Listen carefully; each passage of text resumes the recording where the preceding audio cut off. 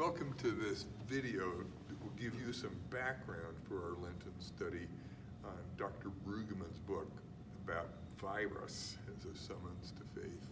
Welcome. This is Dan Westner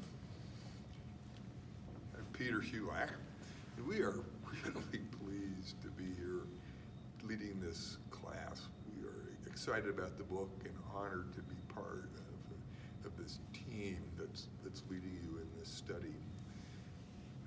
Some of you might have attended a little prep session that we did recently, and we will include some information that we got from you about the different kinds of plagues that you face as you bring those to the study that we have together. So we propose that we look at chapter 1. Great place to begin, as they say. It's a really profound look at life, especially life as people of faith. One of the things that appears to us to be so important is that even though it's common in American culture to think, we can just boil this down to something easy, that one Bible verse, that one sentence from the Constitution, and that's all we need. Brueggemann looks at it a lot differently and says, boy, we've got to plunge into this in some depth. Here are some questions that he asks us to look at. How do we look to God in crisis? And who are we in this picture? How do we account for ourselves? And what's the importance of faith? How do we understand faith? So we invite you to join us as we think critically, speak theologically, biblically. And Dr. Brueggemann is saying to us very clearly that when there's a crisis, don't let it go to waste. Find what you can learn from it.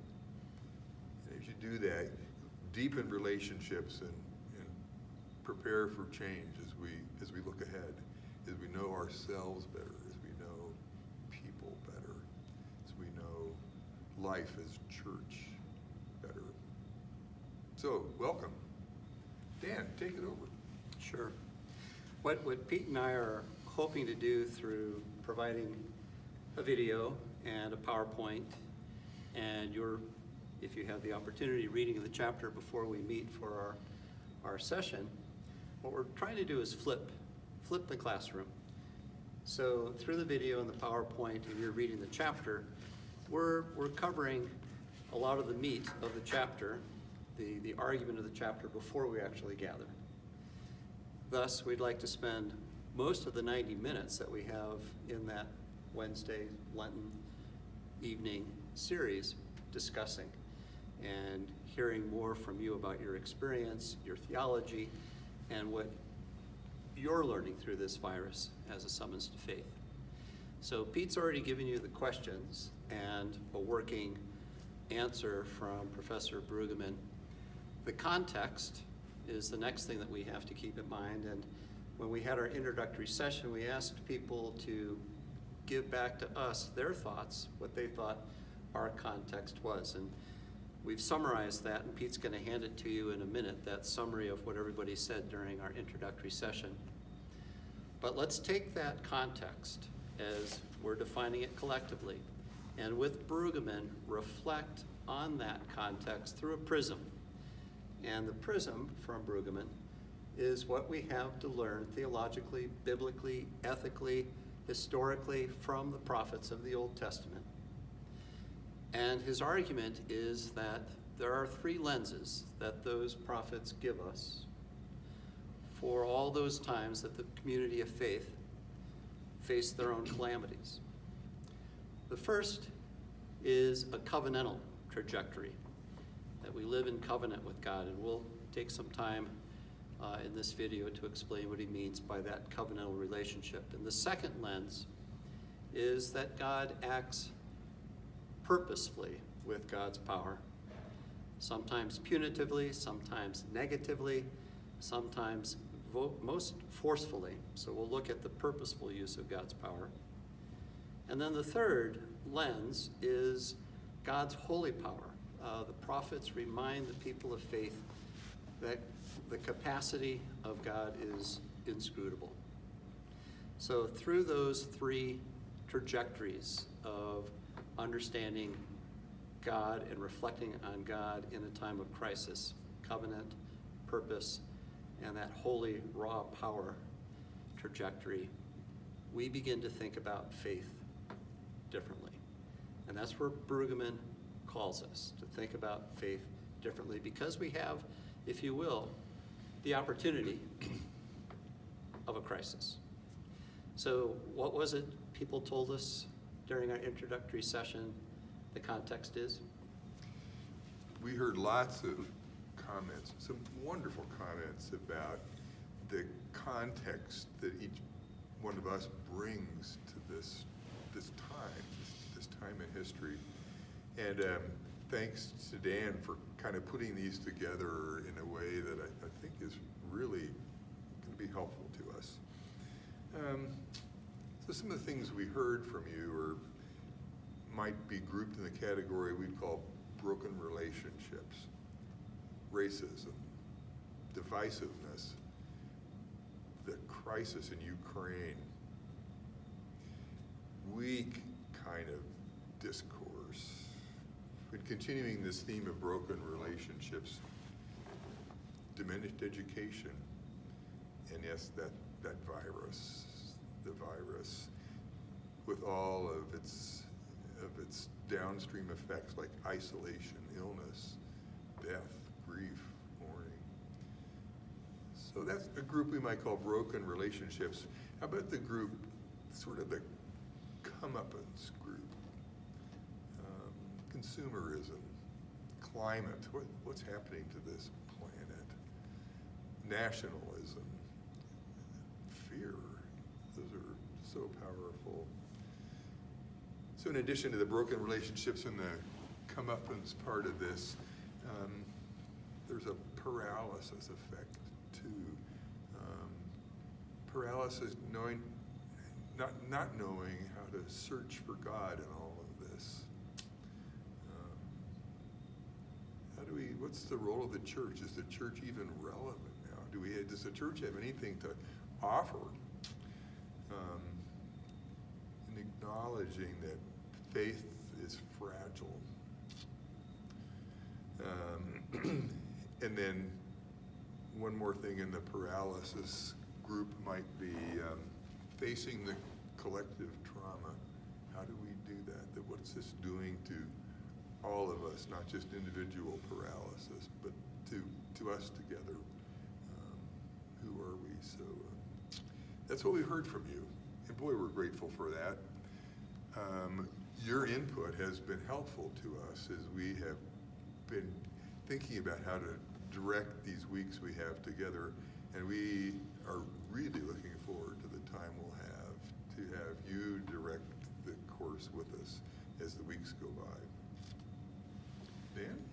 So building on the questions and the working answer that we have and the context that Pete has just summarized, let's look at the principal concepts that are introduced by Brueggemann in chapter 1. And he is drawing upon, I think, 18 different books of the Old and New Testament in chapter 1 alone. In the course of the book, he draws on, I think, 28 books of the Bible. But the concepts in chapter 1 that are really important for our discussion during our first session are these. First is to know that throughout the Old Testament, there is a recurring triad of pestilence, sword, and famine. Pestilence, sword, and famine. Pestilence, sword, and famine. And this triad are sort of the summary that recurs across the prophets in reference to humans facing calamity. And as I thought about those three, and as I read my New York Times every morning, I'm thinking those three really do fit together. One generally leads to the next, and both of them lead to the third. And you can enter midstream and hit the other two, or start with the third and you're going to get the first two. But whether it was 2,500 years ago, 2,000 years ago, 1,500 years ago, or today, pestilence, sword, and famine are the prophet's summation of calamity. So again, thinking of that prism, if we look through the context that Pete summarized with this concept of how prophets have thought about calamity across the millennia, what do people of faith do, and where is their assurance that there is something greater, something coherent in that difficulty? And again, not a simple theology, not, as you said, a one-line aphorism or a one-line solution. There's no silver bullet to getting through the calamity to a deeper faith. So the first thing we want to take from chapter 1 is that pestilence, sword, and famine recur again and again, then and now. So, I mean, this is 2022. We have a virus. We have nationalism across the globe, and most especially in Ukraine, and but a number of other places besides Ukraine. And then finally, famine. When people are at war, fields go unattended. When we're focused with all of our resources on conflict, we're not paying attention to environment and climate in the longer term. So today's paper was talking about the famine in Syria because of all the neglect and inattention to just feeding and sustaining a populated country. So that's concept 1. The second concept is God's covenantal relationship with God's people.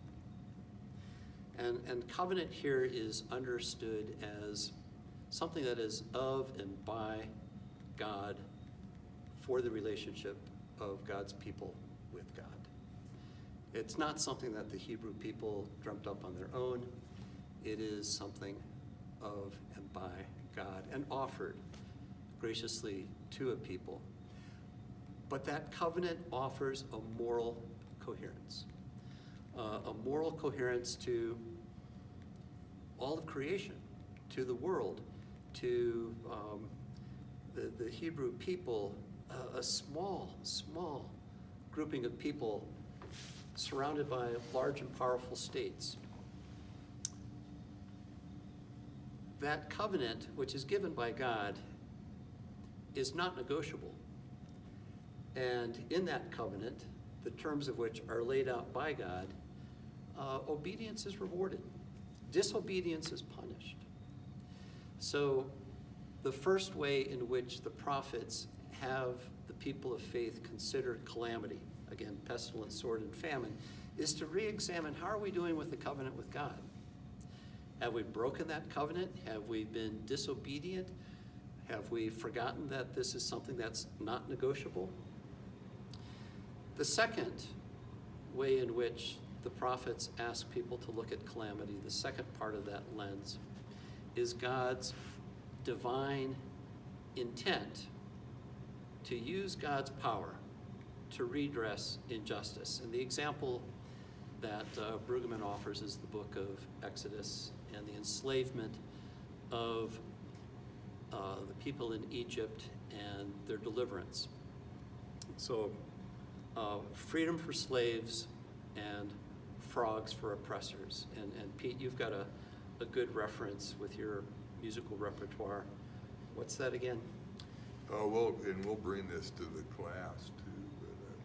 But, in Handel's work, Israel in Egypt, there's a wonderful description of all the different plagues.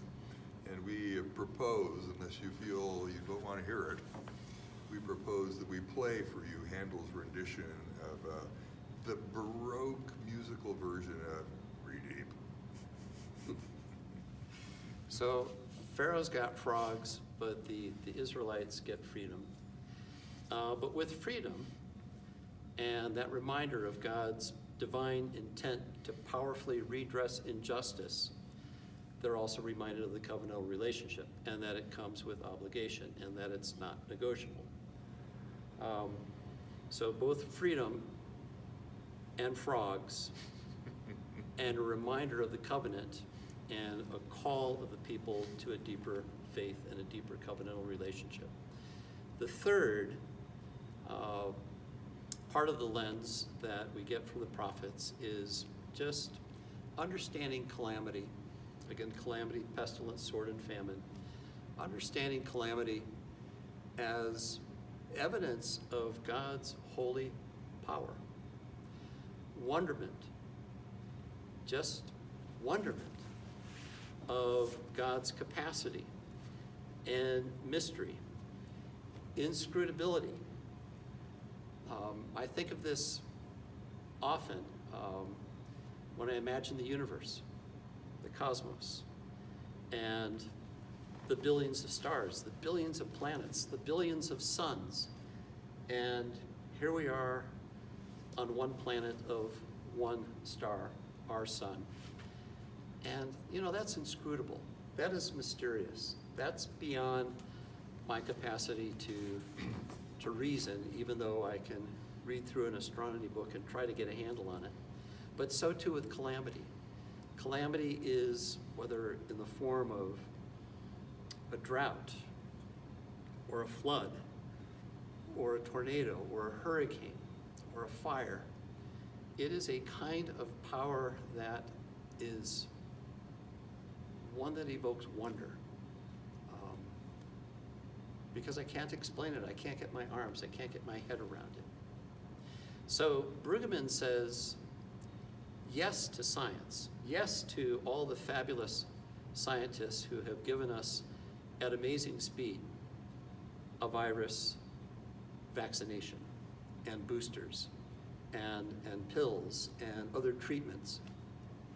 But beyond science, Brueggemann is saying, remember God's holy power, that God is more than that and other than that. And we don't have to be able to explain what more and other are. We just need to acknowledge that in the midst of calamity, we can look at it through this prism as the prophets have given it to us, of a covenantal relationship, of a God who can, with divine intent, powerfully exercise power to punish and to hold people accountable. And third, God is more than and other than what our enlightenment, what our intellect, what our science gives us. It's just plain, raw, holy power. So we have those concepts from chapter 1. What do we do with it? Now it's time to begin trying to apply that learning. And Brueggemann, in chapter 1, offers us a number of things that we might begin to perceive and appreciate if we are thinking through these parts of this prophetic lens. And I've written down a number of adjectives and nouns that he offers in chapter 1, and let me just read that to you. If we're attentive, we're going to understand love differently, generosity, hospitality, neighborliness, community of care, trust, prayerfulness, and flourishing. All of that is part of what Brueggemann offers us in chapter 1, if we're attentive to these three ways of looking through a prophetic lens during this calamity. Flourishing, which is part of what Brueggemann points to, is also what we talked about with Dr. Jason Whitehead before Christmas. And Dr. Whitehead was explaining flourishing as having 6 components. One is happiness and satisfaction with life. Another is mental and physical health. A third is having meaning and purpose in life, some surety that we have a handle on that. The fourth is that we are trying to cultivate a character that is virtuous, or a community that has a virtuous character. Fifth, and he said this was the one thing he wanted us to remember if we forgot everything else, and that is to commit to relationships and a new friendship, a new relationship. And then lastly, and in fact least among the 6 things, is financial and material stability. Whitehead was telling us that those other 5 actually rank above our need for assurance of financial material stability in a time of calamity, which is hard to swallow. We also, and this is the last thing I'll say before I turn it back to Pete, we've also heard some very powerful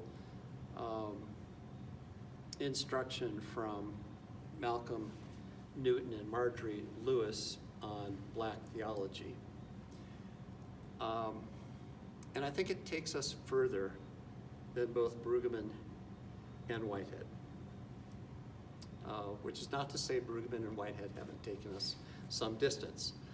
But Malcolm, for instance, started by telling us that black theology, as explained to us by Martin Luther King and others, but he started with Martin Luther King Jr.,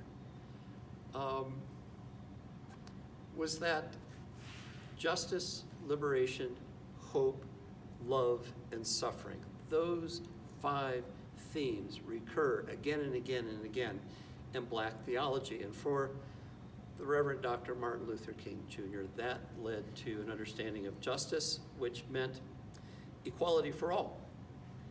And it meant, in terms of love, integrative liberation, that the black community would be integrated fully into what America had to offer.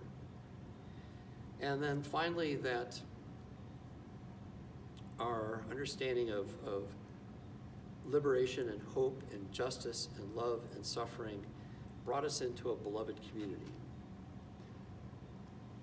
He then took us one very significant step further, and that was to Malcolm X, another theologian, a Muslim theologian, who understood justice as black power, who understood hope as being in a gospel that's about the liberation of the poor, and the need to reinterpret, fully reinterpret love, suffering, and hope, so that we're looking at these things from the very special experience, lived experience of hundreds of years of black Americans. Not just taking the word of a number of very important white male theologians. Marjorie took us even a step further. That Dr. King and Malcolm X did not take us through the trauma of black American experience as understood by women. And she quoted at one point J. Alfred Smith Sr., who said, and I've written it down here, there's not much difference between white racism and black misogyny. So to really understand that gospel of liberation from the margin of the poor people, we have to think alongside womanist theology and look for a model of transformation by the renewing of our minds from the very most marginalized and traumatized people in our midst. So think of the calamity that we have. Again, the concept from Brueggemann is these 3 things of pestilence, war, I've forgotten his 3, the pestilence, the sword, and the famine, those 3. But think of the calamity and those 3 things from the perspective of the most marginalized among us, the ones hit the very, very hardest. And let that, and this is what Marjorie's point was, let that be our model for a transformation of renewing our mind. Let that be a model of deliverance and victory and trust in our God, in Jesus. Let that be a model of dependence on the Word of God in a new way. And then her final point, and I have to look at my notes for this because it's a lot. Let it be a model of living the knowledge of the Moses story or any calamity in such a way that we know that things do not end well for the oppressor. Things never end well for the oppressor. Okay. Again, we're going through this in the video in a PowerPoint ahead of time so that we can enjoy our 90 minutes on our first session on March 9th in discussion with you. So what are we going to be doing on that evening of March 9th, Pete? So we'd love to have you lead us in this enterprise that we're engaging in, and we're excited about it. Hearing your stories, your reflections. It seems to be kind of a hope among many of us that we can think, well, it's all going to make sense at the end, and I'll be able to bring it together into something I can understand. And we're confident that we will bring this together into something we can understand, even if it's not a tiny little neat package, it's something much bigger and broader. And we'll learn something else, I think, too, is that some of our teachers are not just those esteemed old folks that we've always looked to before, but that we'll learn a lot from people with other voices, people who are oppressed. And our understanding is not that at the end that we learn how to be nicer to people that are oppressed. We hope that happens. But the goal here is to say that those people have so much to teach us to enrich our lives.